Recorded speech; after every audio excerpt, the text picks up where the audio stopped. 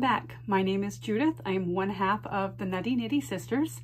Together with my sister Julie, we create videos sharing our love of all things fibery and the fiber arts. If this is your first time joining, welcome. We appreciate you clicking on the video. And if you are a returning viewer, welcome back. We definitely appreciate you coming back time and time again. If you haven't subscribed yet, please consider clicking the subscribe button. It doesn't cost anything, and you get to join our little fiber community here on the YouTube. And if you enjoy the video, make sure to give it a thumbs up. It helps us share our love of all things fibery. Today is the 12th day of the Yarn Stash Restash, hosted by Anne Frost of Ithoughtiknewhow podcast. It is a gentle approach to going through your yarn stash or fiber stash and just becoming reacquainted with it, reorganizing it. And I have been doing this for about 4 years and I absolutely love it. I am so grateful to have this happen at the end of every year, beginning of new year, and giving me an opportunity to reorganize things. So today's prompt in the Yarn Stash Restash was to go through man-made fibers. So things like nylon, polyester, acrylic, anything that is man-made. And although I don't have a lot of it left in my stash, I do have a fair amount. When my grandchildren get me Christmas presents, it's usually yarny related, and a lot of times it is a skein of yarn that they find pretty and think that Nana would love.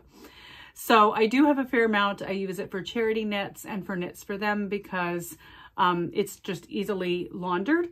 So I did go through everything, and I also discarded a fair amount. A lot of my scraps of acrylic is what I discarded or put in the charity box, the gifting box. So I will probably take that to my employer. We have a group at work that knits charity blankets for military veterans and veterans home throughout the state of Maine. We make blankets and give them to them every holiday season. There's other initiatives that they do as well, like hats for children and blankets or shawls for hospice patients. There's a lot of different things they do. That's probably where those scraps are going to go. And then I do have one bin of full skeins or nearly full skeins of the acrylic yarns, typical Red Heart yarns, and those are going to be reserved for hats, mittens, things for the grandkids or charity knits. And then I also have a fair amount of chunky yarn. This is a almost full skein left over from Dylan's sweater, and I made a few hats for a friend's daughter. And then this was from Lincoln's sweater. That's almost a full skein. And then I have several of these. I bought these to make, I think it was like a poncho for Dylan, and I did make her one and I had a ton left over. This I bought to make hats and mittens for myself, which I still have to do.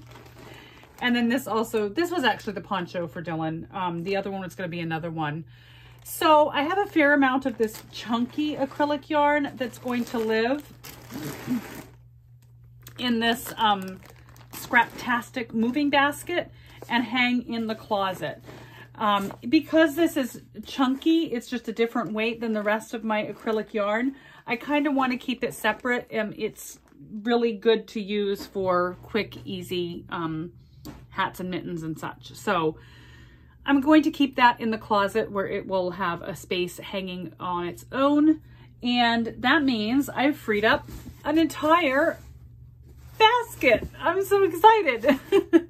So I have 2 of these baskets. One is in my closet, in my master bedroom closet, and it has blankets in it. And I have another basket like it that is gray and white, and that is the baskets I want to have in this room. I don't know how it ended up in the master closet.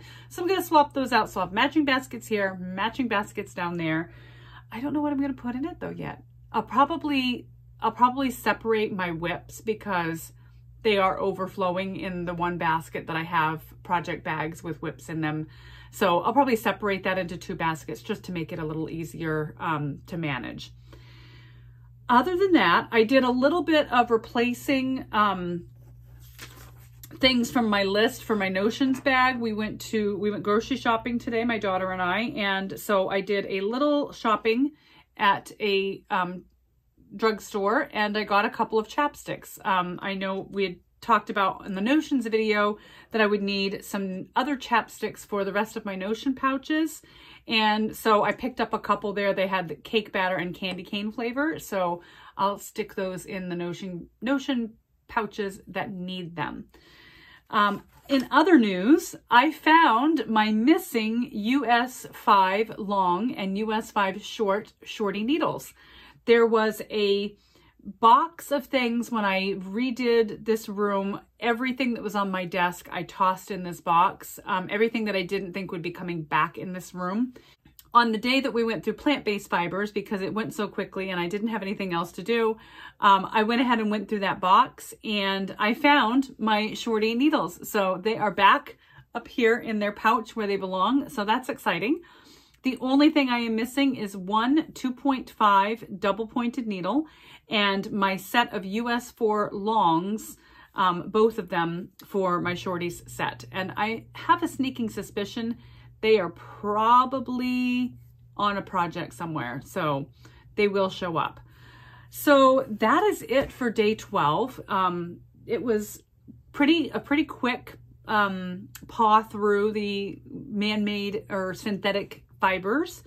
As far as fiber goes, we talked about that yesterday. I didn't have a lot of synthetic fiber, and I did it during my plant fiber phase because there just was so little of it. So that's it. And we have 2 days left. I'm so excited. The room is finally coming together. I have a few little finishing touches to do, and then I will be able to take you on a full tour of the room and see how it has changed and improved. I love it. It's my favorite space in my house now. So that is all for today. I hope you enjoyed the video, and I hope you will join me tomorrow for Yarn Stash Restash Day 13, whatever it may bring. Thanks so much for watching. Bye.